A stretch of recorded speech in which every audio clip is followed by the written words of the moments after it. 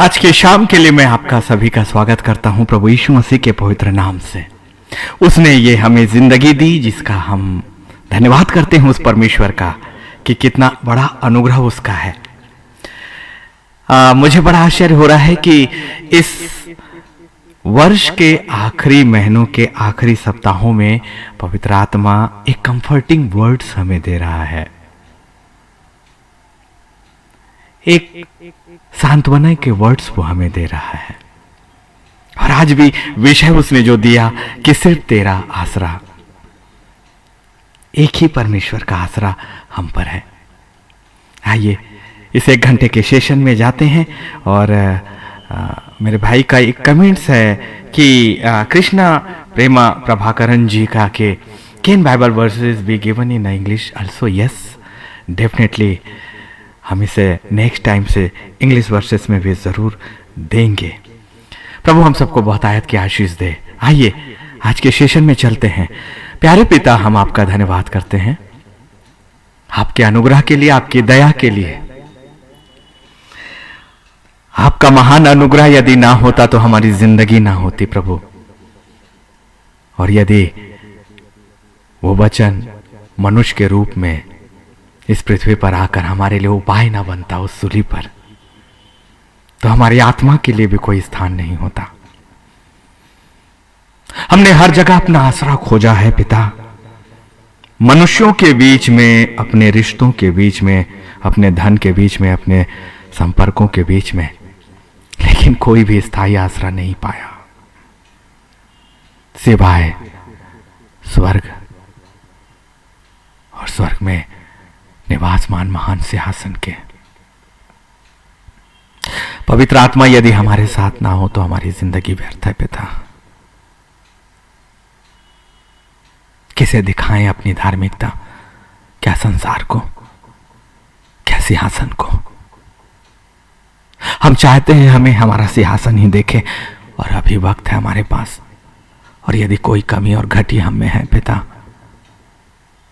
हम पर रहम करना, हम पर रहम करना और अब अपने अनुग्रह में हमें रखना। पवित्र आत्मा, आपके बगैर हमारी जिंदगी नहीं है। आपके बगैर हमारी धार्मिकता सब कुछ व्यर्थ हो जाएगी। हमें हर पल आपका साथ चाहिए, हर पल आपकी सहायता। हम पर अनुग्रह और अनुग्रह और अनुग्रह बनाकर रखे। आपका ही आसरा है पिता। सिर्फ एक ही जगह हमारी आंखें उठती हैं, स्वर्ग और स्वर्ग और स्वर्ग के सिवा कुछ भी नहीं। महान पिता, हमारा वातावरण आपके द्वारा नियंत्रित हो जाए, हमारी आत्मा नियंत्रित हो जाए। अनुग्रह तेरा हम पर से हर एक पर बना रहे, यीशु के नाम पर, आमीन आमीन। आइए हम उस ट्रैक पर चलते हैं, हो तेरी स्तुति और आराधना। ये गीत और संगीत मेरा नहीं है, लेकिन आज की शाम काफी गंभीरता के साथ हम परमेश्वर के आश्रय में आने वाले हैं, सच में, और बहुत कुछ पाएंगे। आइए तेरी स्तुति हो आराधना।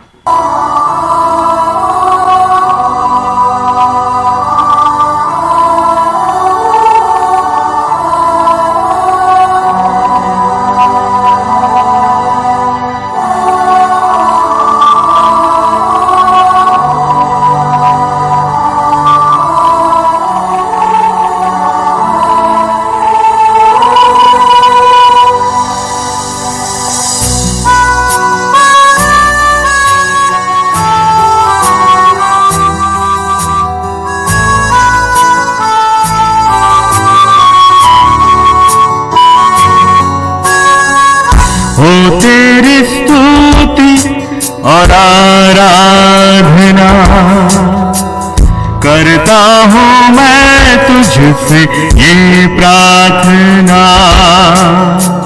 महिमा से तेरी तू इस जगह को भर, जो भी तू चाहे तू यहाँ पे कर। हालेलुया हालेलुया हालेलुया हालेलुया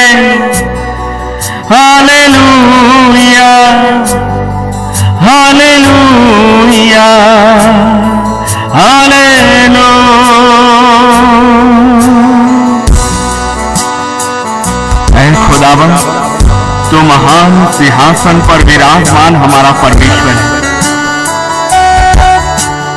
तू यदि ना आए तो हमारे लिए आसरा कौन है? यस परमेश्वर, पवित्र आत्मा से कहे, प्रभु तू हमारे अंदर आओ।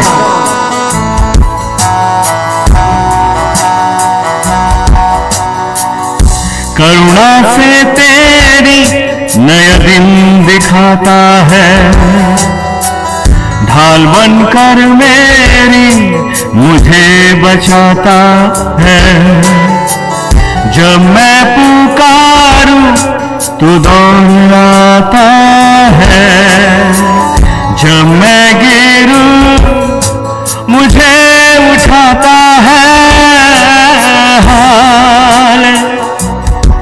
हालेलुया, हालेलुया, हालेलुया,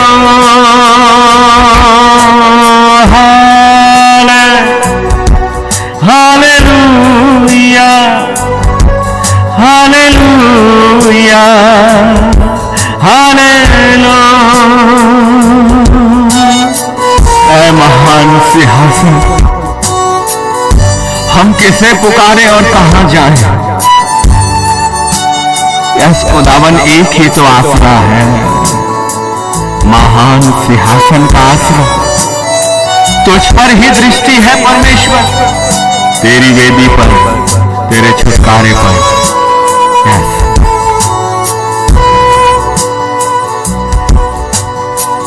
सारे जहां में तुझसा कोई नहीं, तुझको छोड़ कोई प्रभु है ही नहीं।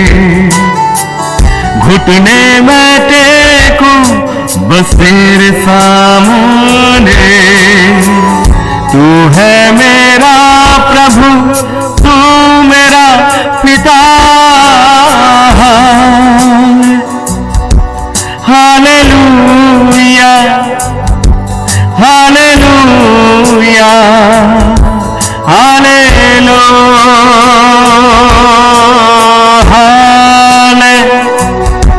Hallelujah, hallelujah, hallelujah. हो तेरी स्तुति और आराधना करता हूँ मैं तुझसे प्रार्थना। करुणा से तेरी तू इस जगह को भर, जो भी तू चाहे तू यहाँ पे कर। Hallelujah, hallelujah, hallelujah. महान परमेश्वर से की गई प्रार्थनाएं कभी खाली नहीं जाते। प्रार्थना कोई साधारण भी नहीं है। प्रार्थना एक आत्मिक जिंदगी की सांसें है। प्रार्थना आपके जीने का आधार है। बहुत सी बातें जो मनुष्य के चित्त में कभी नहीं सुनाई देती, न दिखाई देती, न उसके समझ में आती है, वो है आत्मिक साम्राज्य की बातें। और इससे पहले कि खुदावन हमें उस कलाम के अंदर लेकर जाए, पवित्र आत्मा के बगैर कुछ भी नहीं है। यदि पवित्र आत्मा नहीं तो आपका जुड़ाव उस परमेश्वर से है ही नहीं। यदि पवित्र आत्मा आपके साथ नहीं तो आत्मिक जिंदगी नहीं है खुदा के लोगों। यदि पवित्र आत्मा का साथ आपने अभी तक नहीं लिया है तो सब कुछ व्यर्थ है।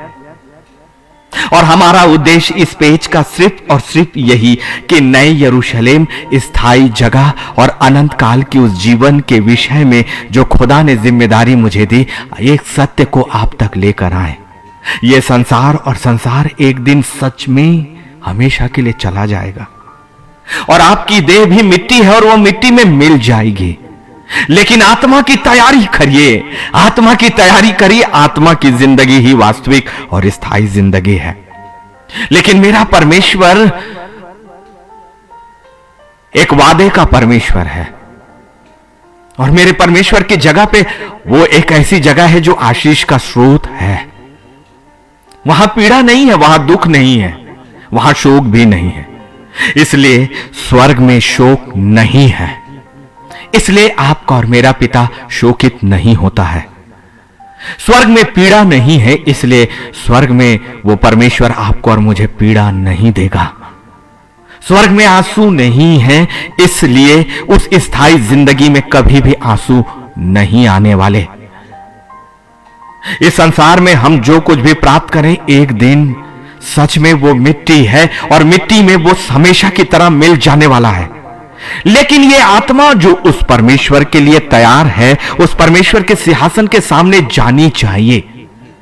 सतर्क रहें, वो लूसीफर आपकी जिंदगी के विरोध में हर दिन योजनाएं बना रहा है, सुबह से लेकर दोपहर तक, दोपहर से लेकर शाम तक, शाम से लेकर रात तक, और रात से फिर सुबह तक। क्योंकि वो संसारिक मनुष्य नहीं है, वो संसार की आत्मा भी नहीं है, वो बड़ी सामर्थ्य की एक अंधकार की शक्तियों में अब परिवर्तित हो चुका है, जो परमेश्वर की वेदी के सामने स्थायी अधिकार प्राप्त और बहुत अधिक शक्ति प्राप्त एक आत्मा है। एक स्वर्गदूत था जो कभी, लेकिन अब वो स्वर्गदूत तो नहीं, लेकिन उस प्राणी की ताकत बदली नहीं जा सकती, क्योंकि वो परमेश्वर के द्वारा उसे प्राप्त है। तो फिर उसका उपाय क्या है? वचन की सामर्थ को, वचन की झीलम को, वचन की ढाल को और वचन की तलवार को एक योद्धा जो आत्मिक है, जो आत्मिक जिंदगी को जीता है, और आत्मा की जिंदगी, आत्मिक जिंदगी आत्मा के अनुसार, आत्मा के द्वारा, आत्मा के परमेश्वर के साथ जी जाती है। भेद है, लोगों को अपना रास्ता चुनने दीजिए, और उनको देखकर वैसे ही हो जाएगा जैसे कि नूह के समय में लोग एक दूसरे को देखकर कहने लगे कि अभी ये जो बातें ये कह रहा है, ये तो मूर्खता की बातें। बिल्कुल संसार की दृष्टि से, संसार की समझ में आत्मा और स्वर्ग की बातें कभी भी समझ नहीं आएंगी। ये बिल्कुल सच है।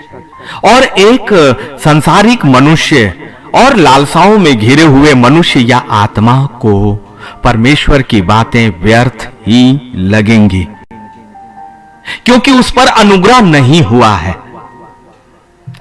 धन्य है कि आप प्रार्थना करें कि प्रभु तेरा अनुग्रह मुझ पर हो। यही प्रार्थना सबसे अधिक उपयोगी प्रार्थना है आपके लिए, कि प्रभु तेरा अनुग्रह मुझ पर हो। पर्याप्त है, घंटों बैठने की जरूरत नहीं है। यकीन करिए, परमेश्वर की ओर से मैं हूं, और कोई भी बातें मेरे मन की नहीं, क्योंकि मुझे खुद भी नहीं पता होता कि मैं क्या बोलने वाला हूं, क्योंकि ये बातें मेरे लिए भी स्थायी रूप से एक वचन बनती है, जिसे मैं अपने लाइफ के बाद खुद सुनता हूं और आशीषित होता हूं। और परमेश्वर मुझे भी कायल करके मेरी आत्मा को लगातार लगातार तैयार करते जा रहा है। और मैंने अपनी जिंदगी में पवित्र आत्मा की एक शिक्षा को पाई, जब पवित्र आत्मा ने मुझसे कहा कि सिर्फ एक प्रार्थना कर, छोटी सी प्रार्थना, और ये प्रार्थनाओं के लिए विशेष तरह से आडंबर करने की जरूरत नहीं है, अलग से कमरों को बंद करने की जरूरत नहीं है, अलग से आपको सीटिंग करने की जरूरत नहीं है, परंतु एक आत्मा की अवस्था तो वो होनी चाहिए कि शरीर आपका कहीं भी किसी भी जगह पर रहे, आपकी आत्मा अपने परमेश्वर से लगातार जुड़ी हुई है कि नहीं। This is the important. ये इंपॉर्टेंट है कि are you connected the Holy Spirit? Are you connected? Are you connected? Every time, in each moment, your spirit is the connected to the heavenly Lord or not? कि आप स्वर्गीय पिता से पूरे समय जुड़े हैं कि नहीं, और नहीं तो अभी भी अवसर है। आत्मा इसी बात के लिए आपके लिए दिया गया है। सेतमेत आसरा सिर्फ उस खुदा का है, और इसलिए परमेश्वर को एक प्रार्थना बड़ी भाती है कि प्रभु मुझे आसरा सिर्फ तेरा है, आमीन। कभी आपने ये प्रार्थना करी है कि प्रभु मुझे आसरा सिर्फ तेरा है, आसरा सिर्फ तेरा, आसरा सिर्फ तेरा? आपने ये प्रार्थना करिए ना, आसरा सिर्फ तेरा, आमीन। लेकिन ये शब्द इतने साधारण नहीं है। जब आपकी आत्मा सिर्फ परमेश्वर से एक ही प्रार्थना करती है, एक ही बात कहती है, वो सारी बातें, क्या परमेश्वर की आंखें इस पृथ्वी को नहीं देख रही हैं? क्या परमेश्वर आपकी परिस्थितियों को नहीं जानता है? अरे भाई, परमेश्वर 2022 को भी जानता था, 2020 को भी जानता था। आपकी उत्पत्ति से पहले वो है, और आपकी उत्पत्ति से पहले ही उसे आपकी जिंदगी के बारे में पता है। हमें बड़ी व्याख्याओं को करने की जरूरत नहीं है। ऐसा करके हम परमेश्वर की सामर्थ्य को, उसके स्थायित्व को, उसके अल्फा और ओमेगा होने को नकारते हैं। जब हम पवित्र परमेश्वर के सामने बहुत सारी बातें वैसे कहते हैं जैसे हम किसी एक मनुष्य को अपनी बातें समझाते हैं। मेरा परमेश्वर का ज्ञान के सामने आपका और मेरा ज्ञान क्या है? उसकी आंखों में आपकी हर एक परिस्थितियां हैं, इवन वो बातें भी जो आने वाली हैं, क्योंकि वो समय में नहीं बंधा हुआ है। उस महान परमेश्वर के व्यक्तित्व को आपको जानना पड़ेगा। बिना इस बात को जाने कि वो परमेश्वर कैसा है, वो कौन है और उसके पास सामर्थ्य और ताकत कितनी है, हम उससे संबंध अपने मस्तिष्क, अपने विचारों या अपने संसार के अगुओं के अनुसार जोड़ते हैं। सबसे बड़ा अगवा, सबसे सच्चा अगवा, सबसे वास्तविक जुड़ाव करने वाला केवल पवित्र आत्मा है। और ये तब आपको मिलेगा जब आप एक प्रार्थना करो, आसरा सिर्फ तेरा पर्याप्त है प्रभु, आमीन। क्योंकि इस एक प्रार्थना में ना आपका बहुत गहरा विश्वास है जो परमेश्वर पर है। इस एक छोटी सी बात पे ना पवित्र आत्मा की संपूर्ण सामर्थ्य है। क्योंकि एक आत्मा जब सिर्फ एक ही बात कहती है कि आसरा सिर्फ तेरा, आमीन प्रभु, ऐसा ही है, ऐसा ही है। और जब आपकी आंखें अपने पवित्र परमेश्वर की ओर उठती हैं और कहती आसरा सिर्फ तेरा, जब आप आईसीयू में हो ना तो एक ही बात कहना, आसरा सिर्फ तेरा। जब आप कोर्ट के कटघरे में खड़े होना तो एक ही बात कहिएगा, आसरा सिर्फ तेरा। जब कोई भी आसरा आपको नजर ना आए, कोई छत नजर ना आए ना आपके सर के ऊपर, तो एक ही बात कहिएगा, आसरा सिर्फ तेरा। ईमानदारी से कहता हूं, यह कहने की ताकत होनी चाहिए आप में, क्योंकि यह संपूर्ण है। यदि मैं अपने परमेश्वर से सिर्फ एक ही बात कहता हूं कि आसरा सिर्फ तेरा है, तो मेरे लिए वो परमेश्वर संपूर्ण है मेरी जिंदगी में। चाहे मुझे सुख मिले, चाहे दुख मिले, चाहे मेरी जिंदगी में कोई बातें हो या ना हो, मेरे लिए आसरा सिर्फ मेरा परमेश्वर है। हिम्मत है आप में? यह हिम्मत वही आत्मा करेगी जो वास्तव में परमेश्वर से जुड़ी होगी। पवित्र आत्मा को मान लो। नीति वचन 3 और 5 और 6 को एक्सेप्ट करिए कि तू अपनी समझ का सहारा मत लेना, लेकिन संपूर्ण मन से परमेश्वर यहोवा पर भरोसा रखना। मेरा भरोसा मेरे परमेश्वर पर अथाह है। और इन दिनों जब वो इस वर्ष के समाप्ति के महीनों में और इस अंतिम सप्ताहों में जब वो एक कंफर्ट के वर्ड्स कह रहा है, आत्मा लगातार मुझसे और मेरे माध्यम से आप तक एक कंफर्ट लेकर आ रहा है। मतलब एक बड़ा प्रकाशन आपके लिए खुल गया है। क्योंकि कंफर्ट के वर्ड्स जब आ रहे हैं, इसका मतलब है कि वो आपके लिए एक आश्रय के रूप में एक आसरा बनकर अब आना चाह रहा है। क्योंकि अब पवित्र आत्मा आपका सहायक तो है, वो है, रहेगा। वो आपका दोस्त है, वो रहेगा। वो आपका एक मध्यस्थ है, वो रहेगा। लेकिन अब वो कहता है कि मैं तुम्हारा आसरा बनकर आ रहा हूं। और आसरा बनना मतलब संपूर्णता के साथ, मतलब ये आने वाला वर्ष आप चाहो तो, आप चाहो तो, आप कहते हो ना कि प्रभु मुझे ये दे दे, मुझे वो दे दे, आने वाला वर्ष फलवंत रहे। Already you are blessed. आपके जन्म से पहले आप ब्लेस्ड हो। आपके जन्म से पहले आपके पास अथॉरिटी थी, है और हमेशा रहेगी। हमने खोया है, हमने उसका समझौता किया है, या हमने सत्य की बातों को अपनी जिंदगी में कभी भी महत्व नहीं दिया। परमेश्वर के लोगों बड़ी गंभीरता के साथ आज आत्मा बड़े शयने शयने आपसे और मुझसे बातें कर रहा है। उसे रिसीव कर लीजिए। आसरा सिर्फ तेरा, ये कहिए, आसरा सिर्फ तेरा। बड़ी अद्भुत कल्पनाओं को जो कभी आपने देखा नहीं है, ये शब्द, ये प्रार्थना 2023 में आपकी जिंदगी में दिखाई देगी, दिखाई देगी। क्योंकि अब पवित्र आत्मा सिर्फ एक कहता है कि अब मैं तुम्हारा आसरा बनकर आ रहा हूं। संपूर्ण है। परमेश्वर के सामने बहुत शब्दों की जरूरत नहीं है, परमेश्वर के सामने दिखावा करने की जरूरत नहीं है। हम चर्चेस में, लोगों की भीड़ में, मीटिंग्स में जाके चिल्लाते हैं, अपनी छाती पीटते हैं। क्यों आप अपनी छाती पीट रहे हो? आपको विश्वास नहीं क्या आपने यीशु मसीह के छुटकारे पर? आप अभी छाती क्यों पीट रहे हो? क्योंकि छाती पीटने का समय तो समाप्त हो गया। अब तो आसरा है, और अब तो जब आसरा है तो अब तो आनंद को मनाने का समय है। कौन सी प्रार्थनाओं और कौन सी जिंदगी में आपने अपने आप को बांध कर रखा है? वो लूसीफर आपको उसी जगह पर बांधे हुए है जो पीड़ा का है। वो इसीलिए आपके मन को पीड़ित कर रहा है। आप आंसू बहा रहे हो कि परमेश्वर परमेश्वर परमेश्वर, जबकि परमेश्वर ने आपके लिए एक सुसमाचार दे दिया, एक शुभ संदेश दे दिया। और परमेश्वर का शुभ संदेश हमेशा आनंद का है। वो आनंदित था, इसलिए उसने आनंद का सुसमाचार सुनाया, क्योंकि यीशु मसीह एक का आना आनंद का है और हमेशा रहेगा।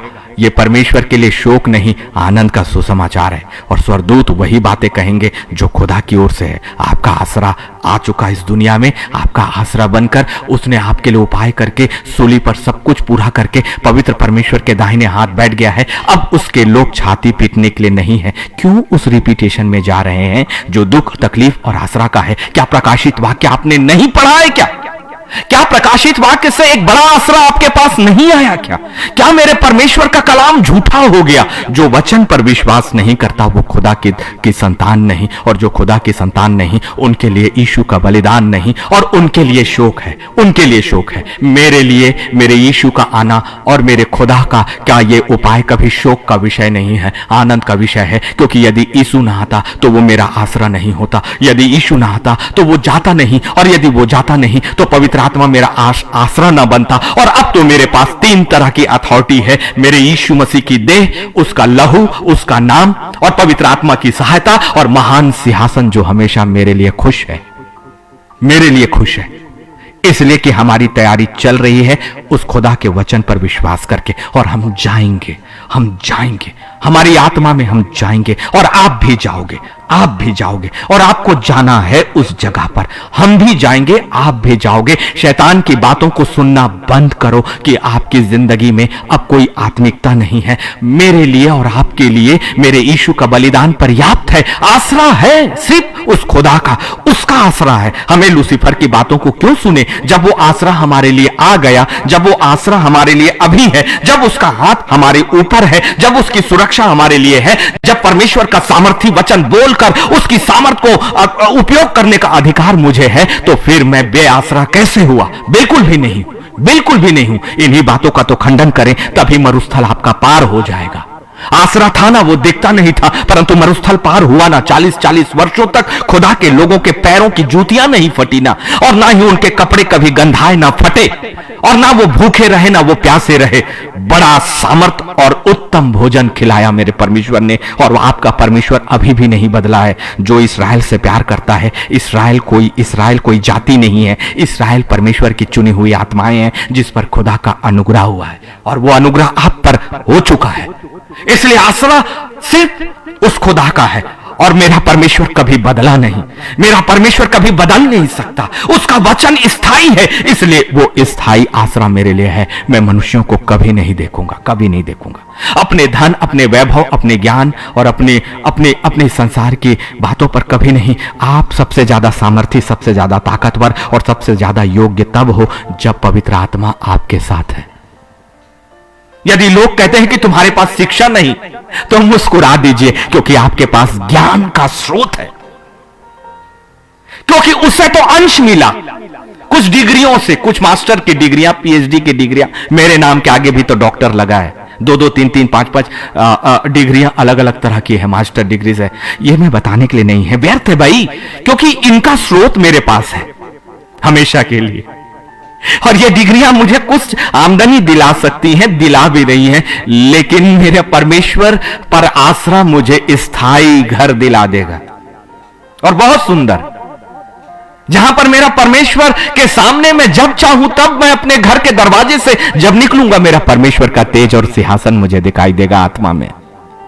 और अब फिर मुझे उसे निहारने की जरूरत नहीं। जब वो सीने पर्वत पर उतरा था, उसने कहा मनुष्य मेरा मुख नहीं देख सकता, लेकिन अब वो हमारे लिए उतर नहीं रहा, हमें ऊपर लेकर जा रहा है, हमें ऊपर लेकर जाने वाला है। फर्क है, वो उतरा था हमारे लिए इस संसार में, और तब हमारी मनुष्य की सीमाएं थी, लेकिन अब हमारा आसरा है और हम ऊपर जाने वाले हैं, ऊपर जाने वाले हैं। वास्तविक जीवन में, वास्तविक तैयारियों में, वास्तविक आत्मा के क्षेत्र में अपने आप को पहचानिए। व्हाट यू हैव, आपका आसरा है और सिर्फ एक ही है, महान सिंहासन, और उस महान सिंहासन के दाहिने हाथ वो यीशु नासरी।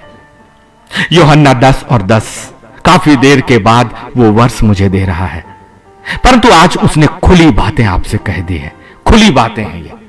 और इसीलिए अब एक ही प्रार्थना, आपकी बड़ी सामर्थ की प्रार्थना होने वाली है कि आसरा सिर्फ तेरा है, पर्याप्त है।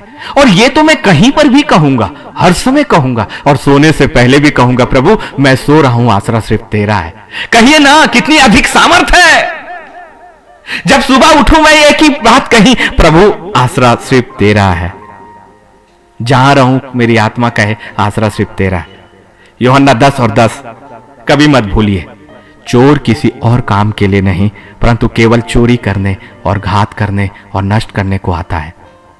मनुष्य जो लूसीफर के हाथों के खिलौना है, मनुष्य जिनके अंदर लूसीफर और नरक की आत्माएं निवास करके आपके वातावरण में आ गई हैं, वो लूसीफर जो अनंत काल से आपके पीछे है, आपकी उत्पत्ति से पहले, उसे परमेश्वर के वचन ने चोर कहा है। और चोर कैसा आता है पता आपको? डाकू नहीं कहा, चोर कहा। डाकू सामने से आते हैं, आपके सामने आकर खड़ा होंगे और आपको लूट लेंगे, ये लूट है। लेकिन चोर चोरी करता है, और चोर जब आता है तो स्वामी को पता नहीं चलता, वरना चोरी नहीं होगी। चोर छुप के आता है, चुपके से आता है, छद्म करके आता है, और वो चोरी करते हुए बिना आहट के आपकी चीजों पर को ले जाता है। लूसीफर के लिए, नरक के लिए और उसकी आत्माओं के लिए प्रभु का वचन कहता है चोर। और दूसरी बात, चोर केवल चोरी करेगा, क्योंकि उसका मकसद सिर्फ चोरी है।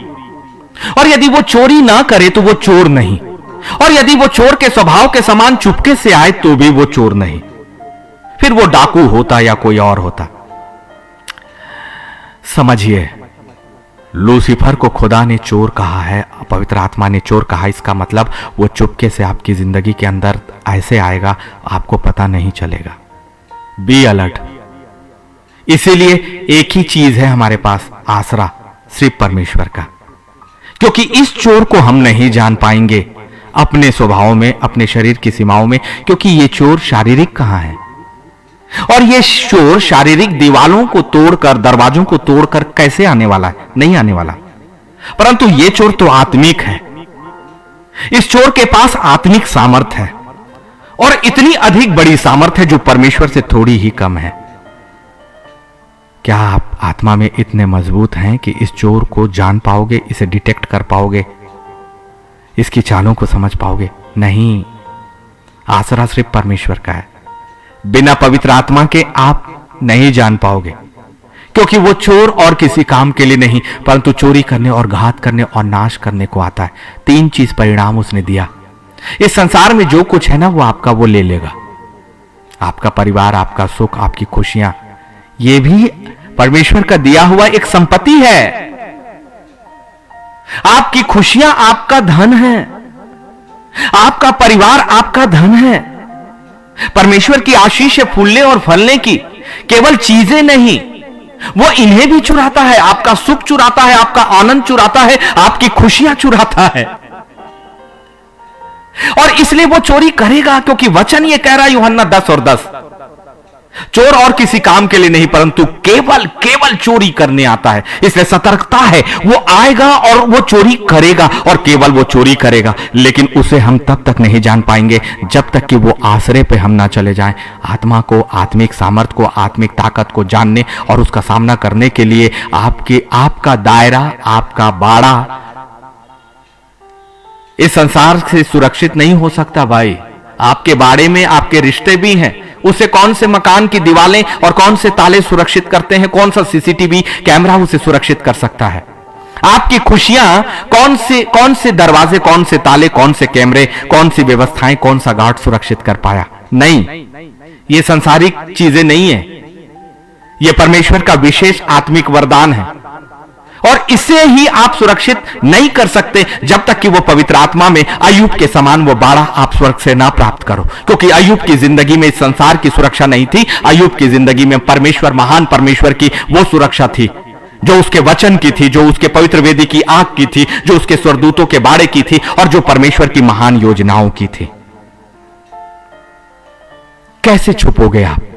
परमेश्वर की आंख के सिवा कोई दूसरा उपाय नहीं है, ये इसलिए आसरा सिर्फ वही है। कैसे बचोगे आप? परमेश्वर के वचन की सामर्थ्य से बढ़कर और उसके पवित्र सामर्थ्य दूतों को जो आज्ञा दिए जाते हैं उनसे, उनकी सुरक्षा के बगैर आप नहीं बच सकते। इसलिए आसरा सिर्फ उसी परमेश्वर का है। आत्मिक जीवन की भी सुरक्षा और इस संसारिक जीवन की भी सुरक्षा, आत्मिक आशीषों की भी सुरक्षा और इस संसारिक आशीषों की भी सुरक्षा, तब आप मजबूती के साथ इस संसार में भी सुरक्षित रखे जाओगे और फिर नए यरूशलेम में आप तो सुरक्षित होने ही वाले हो। इससे बड़ा सौदा और कभी हो सकता है क्या? इसलिए हमेशा मैं इस पेज से एक प्रचार करता हूं, आत्मिक जिंदगी से कभी समझौता मत करिएगा, कभी मत करिएगा। बहुत तेरे ऐसे हैं जो चुने हुए, बुलाए हुए, लेकिन परमेश्वर के वचन में सिद्ध नहीं कर पाए अपने आप को। यही तो एक आत्मिक लड़ाई है, इसके बगैर कोई दूसरा उपाय नहीं है। लोगों को कनान देश पहुंचने के लिए 40 वर्षों तक मरुस्थलों में चलना पड़ा, लाल सागर को उन्हें पार करना पड़ा। दाऊद को भी मैंने यह प्रचार किया है कि 12-12 वर्षों उसे जंगल में भटकना पड़ा। यूसुफ को भी अपनी पूरी जवानी कैद में बिताना पड़ा, एक दास के समान। शिमशोन को भी 3-3 वर्ष जो है वो अंधा करके जेल में और उनमें अंदर डाला गया। लेकिन इन सारे लोगों की जिंदगी में अंतिम चीज जो हुई ना, वो यही हुई कि जब उन्होंने ये कहा कि प्रभु सिर्फ आसरा तेरा है, तो सब कुछ बदल गया। जब यूसुफ ने कहा कि आसरा सिर्फ तेरा है, तो यूसुफ की जिंदगी एक गुलाम से एक राजा में बदल दी गई, प्रधानमंत्री पूरे साम्राज्य का।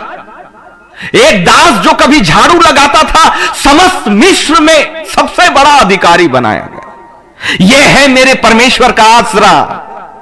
एक भागने वाला दाऊद जो अपने भाई और बहनों में सबसे छोटा था, जिसकी औकात उसके अपने परिवार में ही नहीं थी, उसकी औकात खुदा के नजरों में थी, क्योंकि उसके पास सिर्फ एक ही आसरा था, वो परमेश्वर का आसरा। और उसने एक ही बात कही थी अपने बचपन से, प्रभु मेरा आसरा तू है। और इसीलिए परमेश्वर ने अपना महान अभिषेक और अपना महान चुनाव उस साधारण से बच्चे की जिंदगी में कर दिया, सिर्फ इसलिए कि उसने कहा कि प्रभु मुझे सिर्फ तेरा आसरा है, तेरा आसरा है। इसलिए तो बड़ी सामर्थ की प्रार्थना है। ये वचन यही है, यही से हमें सीखना है, यहीं से हमें सीखना है। और इसलिए यूहन्ना 10:10 वो चुराता है, आपके आत्मिक जिंदगी को चुराता है, सत्य को चुराता है। बहुत से लोगों को आपके अपने बीच में से ऐसे लोगों जो आपको बड़े प्रचारक और विद्वान बनेंगे। खुदा के लोगों, मेरी आवाज, मेरी बातों को भी नहीं, पवित्र आत्मा की बातों को जरूर सुनना। पवित्र आत्मा ही है जो मेरे ऊपर भी है, और मेरे जैसे हजारों और हजारों लोग उसके सामने कुछ नहीं। मैं सिर्फ एक अंश पाकर जब इतनी सामर्थ को प्राप्त कर सकता हूं, इतने गहरे प्रकाशनों को प्राप्त कर सकता हूं, तो फिर यदि आपने एक बात कह दी अपने खुदा से कि प्रभु मुझे सिर्फ तेरा आसरा है, और यदि वो सच में आपका आसरा बन गया, तो फिर तो बल्ले बल्ले है आपकी ये जिंदगी भी, स्वर्गीय साम्राज्य की भी जिंदगी। इसलिए मेरा प्रचार बल्ले बल्ले का है, हमेशा का बल्ले बल्ले, स्थायी खुशी। ये जिंदगी में सब कुछ इसी जगह पर छूट जाएगा। अभी भी मेरे बटुओं में लाखों रुपए होंगे, मुझे नहीं पता।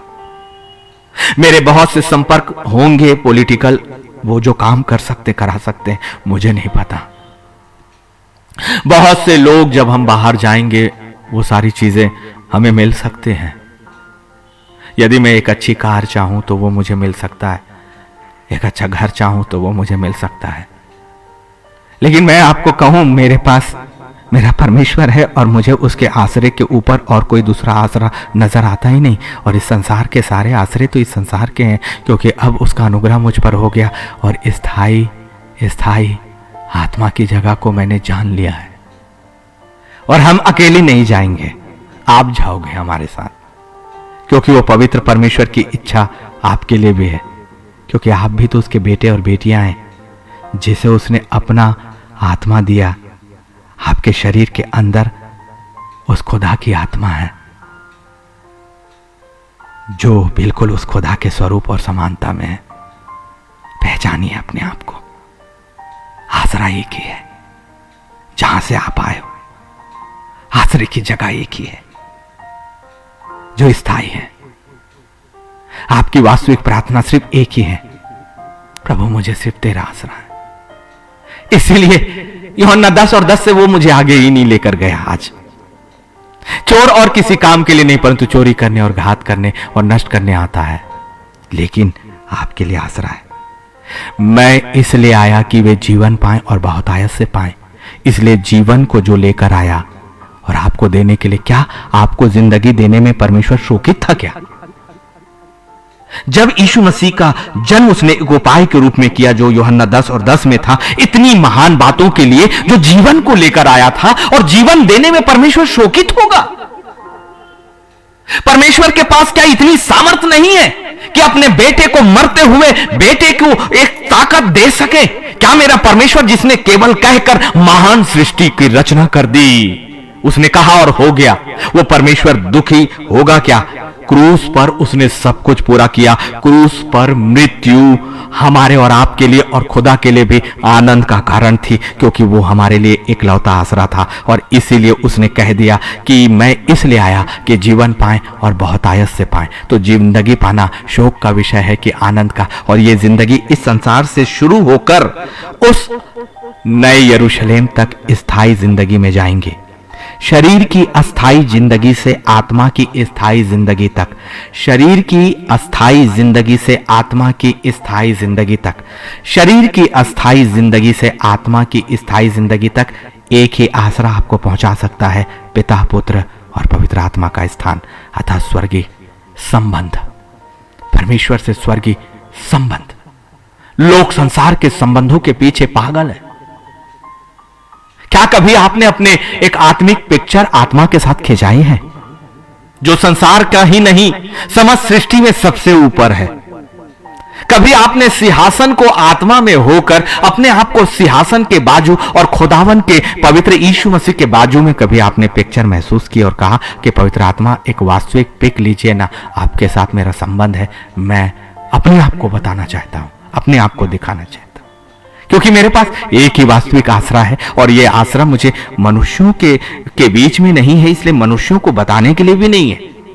यह आसरा आपकी व्यक्तिगत धन है, आपका व्यक्तिगत संपर्क है, और परमेश्वर का विशेष अनुग्रह केवल और आपके लिए है। यह आपके लिए है, आपका अपना स्थायी आसरा जो स्वर्ग तक आपको लेकर जाएगा। महान पिता, मैं आपका धन्यवाद और धन्यवाद और धन्यवाद करता हूं। जितनी आत्माएं यूहन्ना 10 और 10 पर विश्वास करके आज बचेंगी अपने आप को और अपनी आत्मा को भी बचाएंगे, उस चोर से भी बचाएंगे। बहुत बड़ी प्रार्थना है पिता, जब हम ये कहें कि आसरा सिर्फ तेरा, आसरा सिर्फ तेरा, आसरा सिर्फ तेरा। और ये मेरी मध्यस्थता है पिता, हर एक उस आत्मा के लिए जो इस लाइव वीडियो को अभी इस वक्त देख रहे हैं।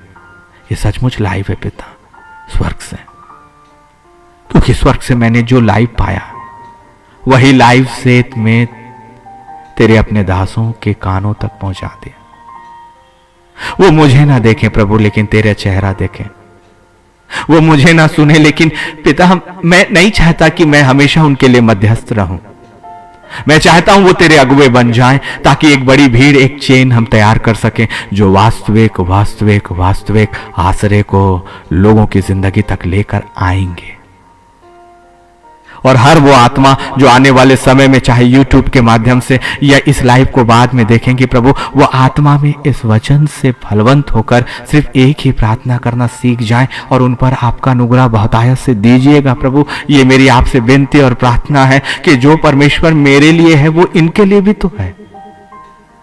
जैसा तूने मेरी जिंदगी के साथ उपाय किया प्रभु, इनके लिए भी तू वैसा ही बराबर है। और आज मैं सिर्फ इनके लिए उन बातों को पहुंचाने का माध्यम बना पिता, सिर्फ तेरे अनुग्रह के द्वारा। लेकिन अब तेरा चुनाव, तेरा अनुग्रह इनकी आत्माओं के अंदर जाकर इन्हें खींचकर बाहर लेकर आए, ताकि ये कह सके कि आसरा सिर्फ तेरा है। ये बहुत बड़ी बात है जब इनकी आत्माएं ये कहेंगी कि आसरा सिर्फ तेरा है, ये जान जाएंगी कि संसार का आसरा व्यर्थ है, जैसे मैं जान गया। इसलिए मेरी दृष्टि स्थायी जिंदगी को देखती है, लेकिन उस स्थायी को प्राप्त करने से पहले मेरे परमेश्वर का आसरा मुझे इस जिंदगी में भी सब कुछ देने जा रहा है, जिसके लिए मैं आमीन कहता हूं और धन्यवाद करता हूं। और वही मेरा परमेश्वर इन आत्माओं के लिए भी सब कुछ इनकी जिंदगी में पहले ही दे रहा है, इस संसार की जिंदगी में। क्योंकि इस संसार में जीने वाले जो आत्मा के साथ और आत्मा के अनुसार चलते हैं, उन पर संसार अधिकार नहीं रखता, परंतु स्वर्ग अधिकार रखता है, महान सिंहासन। इसलिए ये मेरी मध्यस्थता की प्रार्थना है जो कबूल हो गई है पिता, कबूल हो गई है। और 2023 इनके आश्रय के पूरा होने का वर्ष हो जाए। सब कुछ हमारी जिंदगी में नया हो गया। आमीन। क्योंकि 22 से 23 में हम एक आश्रय के साथ जा रहे हैं। वो आसरा हमारे साथ चल रहा है, वैसे ही जैसे वो मिस्र से लेकर कनान देश तक चला, वैसे ही अब हमारी जिंदगी के इस भाग से लेकर नए यरूशलेम तक वो आसरा हमारे ऊपर है। अब वो वाचा के संदूक के रूप में नहीं है, अपने वादे और अपने वचन के रूप में है। हो खुदावन, हमेशा हमेशा अब किसी लेवी के कंधों पर नहीं प्रभु, पर तू हर एक के शरीर के अंदर। अब हमें तुझे छूने का भी अधिकार है, तुझे सुनने का भी अधिकार है, क्योंकि महापवित्र स्थान हमारे लिए खोल दिया गया। हर दिन हमारे लिए महापवित्र स्थान में जाने का अवसर, हर पल हमारे लिए महापवित्र स्थान में जाने का अवसर। वाह खुदा, आसरा सिर्फ तेरा, सिर्फ तेरा। आमीन। धन्यवाद प्रभु, धन्यवाद इस वचन के लिए, धन्यवाद तेरे अनुग्रह के लिए, धन्यवाद मुझे यूज किया प्रभु, इसके लिए धन्यवाद। और मेरी मध्यस्थता की प्रार्थनाओं को सुनने के लिए भी धन्यवाद पिता, यीशु मसीह के नाम पर। आमीन। कल का दिन ठीक 9:30 बजे नई योजना के लिए, यूहन्ना 10 और 10 भूलिएगा मत। और एक प्रार्थना आज से, आसरा सिर्फ तेरा। आमीन। देखिए इस प्रार्थना का उत्तर कितना बड़ा आने वाला है। प्रभु हम सबको बहुत आयत की आशीष दे। जय मसीह की।